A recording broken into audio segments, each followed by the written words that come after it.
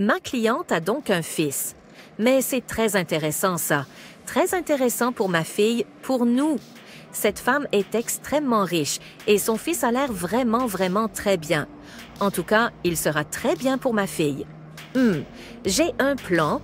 Ma fille prendra la place d'Hélène. Oui, à partir de maintenant, c'est ma fille et non Hélène qui ira déposer les paniers de légumes. Seigneur Dieu, aide-moi. Me voici devant toi, pour demander ta protection. Seigneur, je cherche ta présence réconfortante dans ma vie, car je me sens perdue et impuissante face à toutes ces injustices dans ma vie. Aide-moi et conduis-moi dans ta voie. Seigneur, je cherche ta voie, je veux rester dans ta voie. Ne me laisse pas, car je traverse des moments difficiles depuis que je suis toute petite. Sors-moi s'il te plaît de toute cette misère. Lorsque l'innocent élève sa voix vers le ciel, Dieu entend son cri et intervient en sa faveur, lui apportant ce qui lui était destiné. Comme il est écrit dans la Bible, dans le psaume 34 verset 18, « Quand les justes crient, l'Éternel entend, et il les délivre de toute leur détresse. »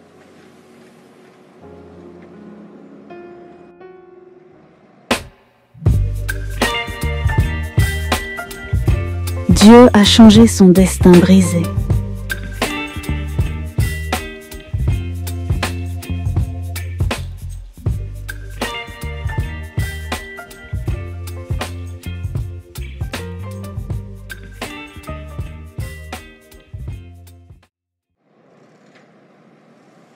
Mince, mais qu'est-ce qu'il fait là?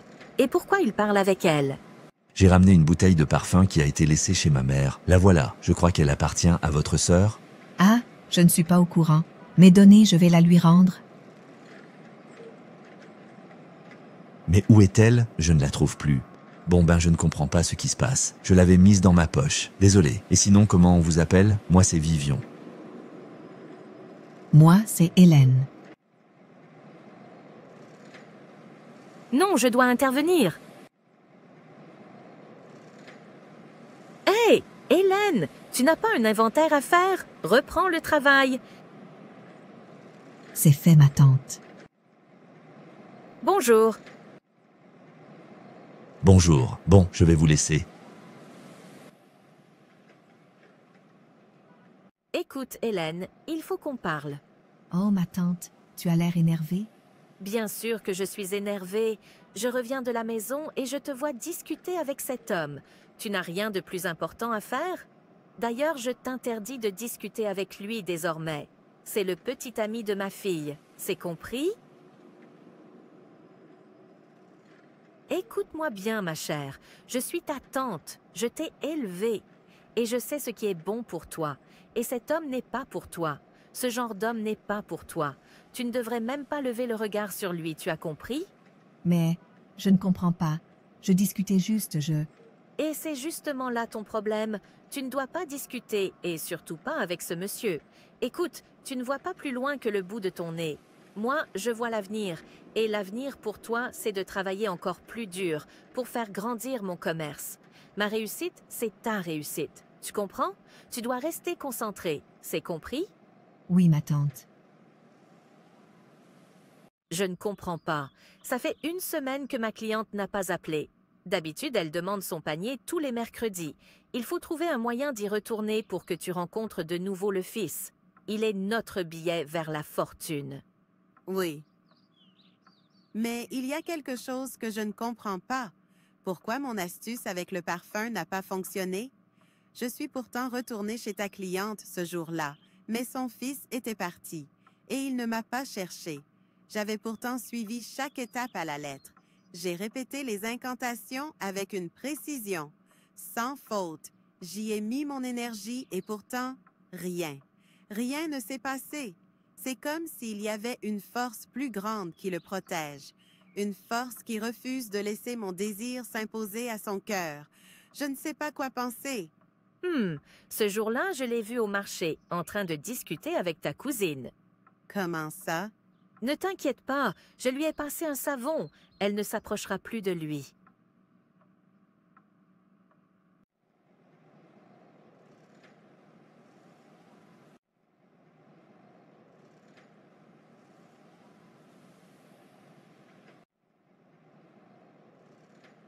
Cela fait plusieurs jours que je vois ce jeune homme au marché, à discuter avec ma nièce. Bizarre.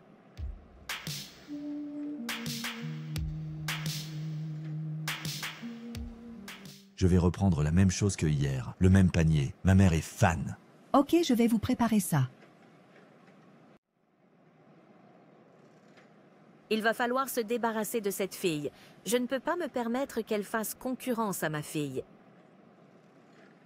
Il va falloir agir vite. Je vais aller consulter pour la rendre laide. Et ensuite, on verra si le jeune homme continue à aller au marché pour la voir. Oui, c'est une bonne idée. Je partirai au village demain. Je vais aller voir une dame très puissante, qu'on m'a conseillée. Il paraît que ses sorts ne ratent jamais. C'est celle qui a fait un travail pour Gisèle. Tu sais, la fille de la voisine qui a épousé le député, tu te rappelles? Celui qui a chassé femme et enfant pour la mettre dans sa maison. Ah oui? Alors c'est celle qu'il nous faut. Prends cette bouteille. Mets ça dans sa nourriture. Dès qu'elle aura mangé, l'esprit que j'ai mis dedans va agir. Il la rendra invisible. Elle deviendra moche à ses yeux. Dès que le jeune homme l'apercevra, il ressentira un dégoût qui les éloignera. C'est exactement ce qu'il nous faut. Je vous dois combien? Tu me paieras plus tard. Elle n'est pas encore là, c'est le moment. Voilà, tout est bien mélangé. Appelle-la. D'accord, maman. Seigneur Tout-Puissant, toi qui veilles sur moi depuis le lever du soleil jusqu'au cœur de la nuit, ce soir encore, je viens t'offrir mes humbles remerciements. Merci pour la force que tu m'as donnée aujourd'hui, pour mes mains qui ont travaillé, pour ma voix qui a appelé les clients, pour mes pieds qui ont tenu ferme malgré la fatigue. Merci pour ta protection, dans ce marché bruyant, où tant de vies se croisent. Tu m'as préservé des dangers, des mauvais regards, et tu as permis que je retourne chez moi avec ma marchandise et mon sourire. Seigneur, je te rends grâce pour les petites ventes de la journée, pour chaque pièce posée dans mes mains, pour chaque client, chaque échange, chaque bénédiction reçue. Même si tout n'a pas été vendu, je te fais confiance car tu es le Dieu de la provision. Merci pour la paix que tu as placée dans mon cœur, malgré les défis de ma vie. Merci pour la santé que tu m'accordes, pour la voix qui chante encore tes louanges. Seigneur, je te confie ma vie, celle de mes proches, et de toutes les femmes courageuses comme moi. Aide-nous à garder la foi, à avancer malgré les épreuves. Bénis nos petits commerces, protège nos familles, et donne-nous encore demain la force de recommencer. Au nom de Jésus-Christ, je t'élève cette prière. Hélène, viens manger. Maman a ramené de bonnes choses de son voyage. Viens vite. Oh, ok, j'arrive.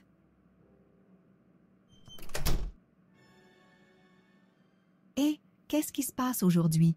D'habitude, je dois dormir sans manger. C'est à peine si j'ai le droit de prendre un verre d'eau. Vraiment, Dieu a touché le cœur de ma tante aujourd'hui. Bon appétit, ma petite. Tu l'as bien mérité, ce repas. Allez, mange. Oui, tantine, merci. Seigneur Dieu, bénis ce repas.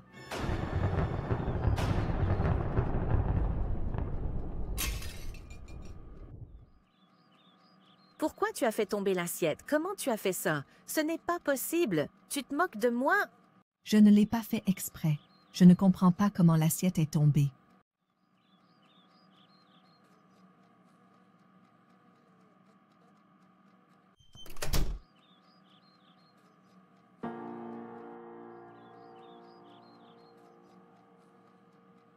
Ça n'a pas marché. L'assiette a littéralement explosé devant elle. Je ne comprends pas. Mais comment ça? Je vais retourner voir la sorcière au village.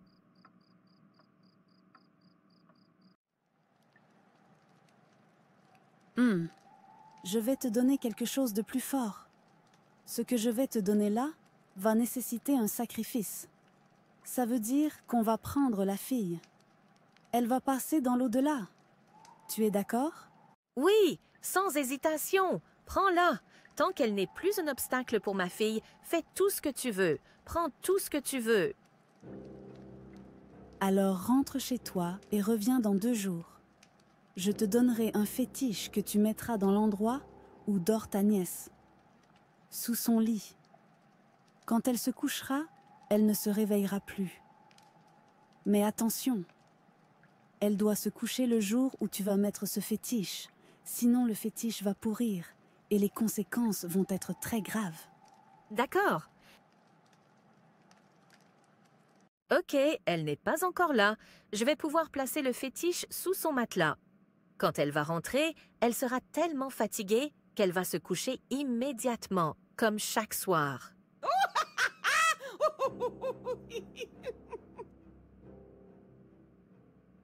Oh là là, c'est difficile aujourd'hui, plus que les nuits précédentes.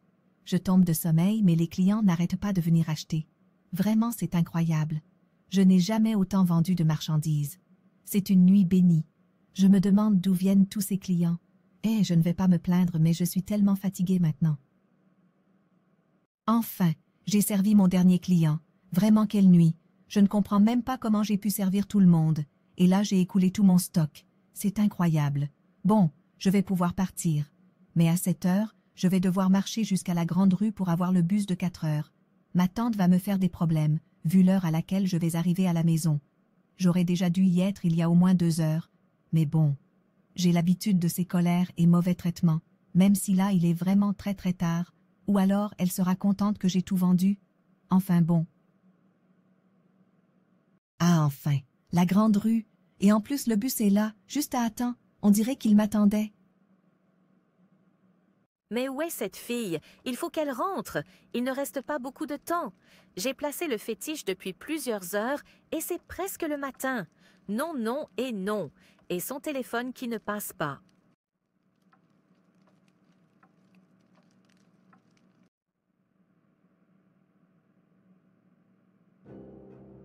Je suis venue te chercher. Tu n'as pas rempli ta part du contrat. Je t'avais dit de mettre le fétiche. Et ta nièce devait se coucher là, dans les heures qui suivent. Alors c'est toi que je vais prendre. Tu seras le sacrifice. Et tu iras travailler pour mes autres clients dans le monde de l'au-delà. Non, non, non.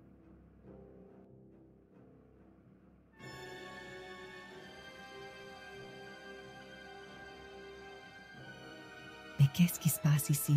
La maison. Mais ma tante, ma sœur. Désolée, ma petite. On s'est réveillé ce matin et la maison de ta tante était en train de brûler. On ne sait pas ce qui s'est passé. Mais ta cousine est à l'hôpital. Je peux t'y conduire. En tout cas, bénis le Seigneur de ne pas avoir été là lorsque cette maison a pris feu. Tu aurais pu y laisser ta vie. Je sais que tu pries beaucoup. Alors continue. Ça t'a sauvé la vie. Allez, viens. Merci, madame.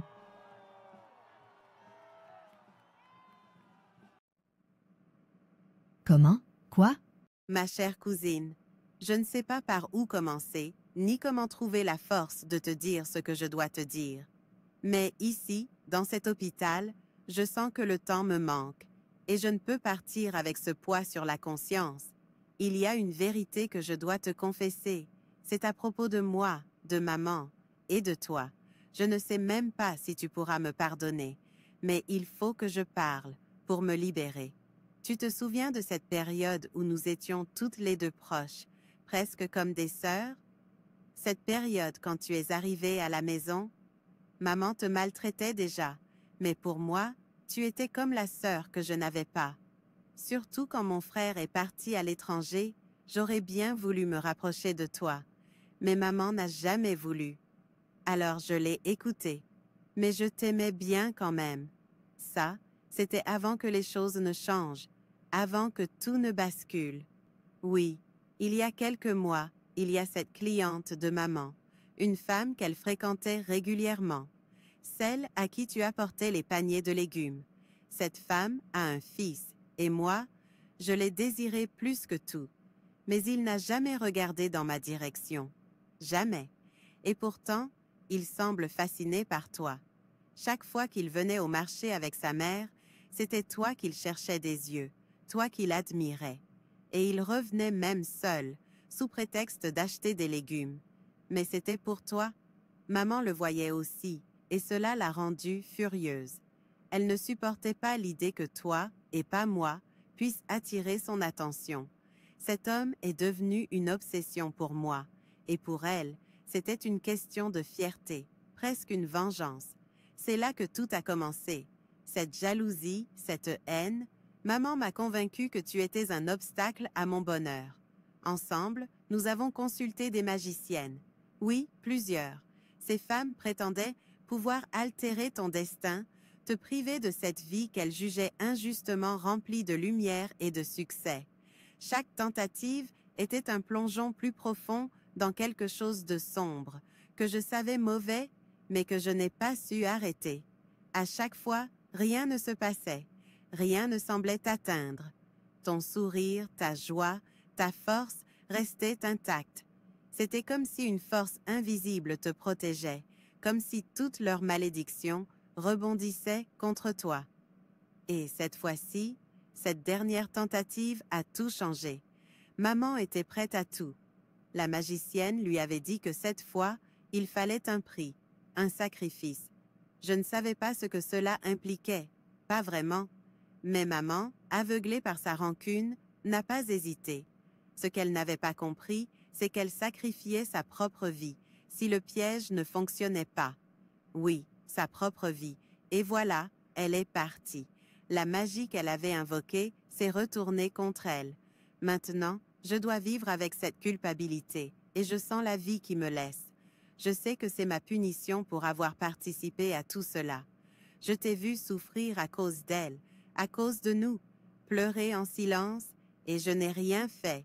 Je t'ai vu souffrir, sans savoir qu'elle s'était elle-même condamnée, en te maudissant. Je te demande de me pardonner, ma cousine. Je ne pense pas que je le mérite, mais je veux que tu saches pourquoi je dois te dire tout cela. Je veux que tu vives sans te soucier de cette ombre qui a plané sur toi. Ce garçon, cette obsession, tout cela n'avait aucun sens. Tu n'as jamais été mon ennemi.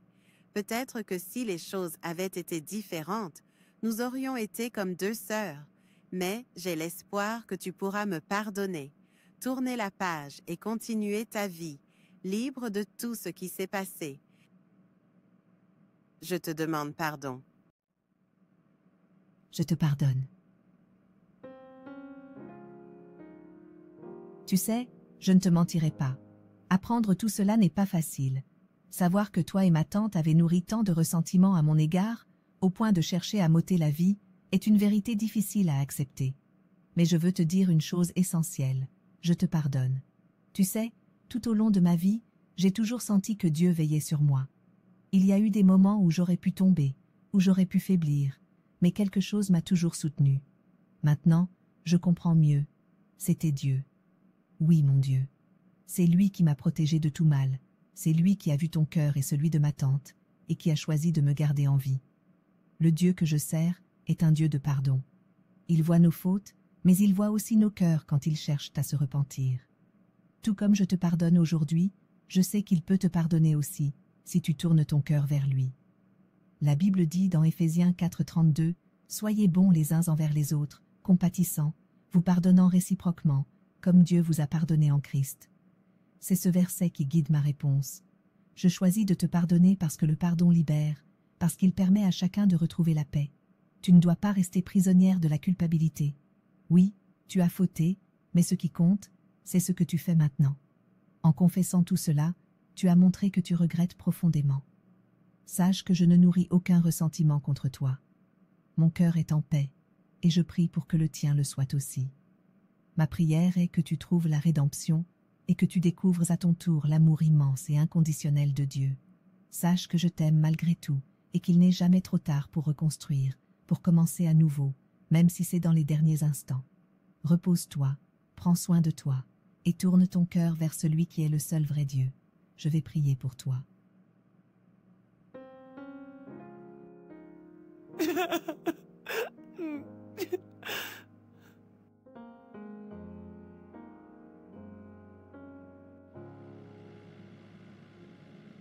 Oh, mais on dirait Hélène.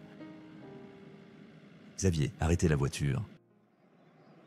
Oh, mais où étiez-vous? Je vous ai cherché partout. Votre ligne ne répondait pas. J'ai réussi à avoir quelques infos et on m'a dit que votre maison avait brûlé. Qu'est-ce qui s'est passé?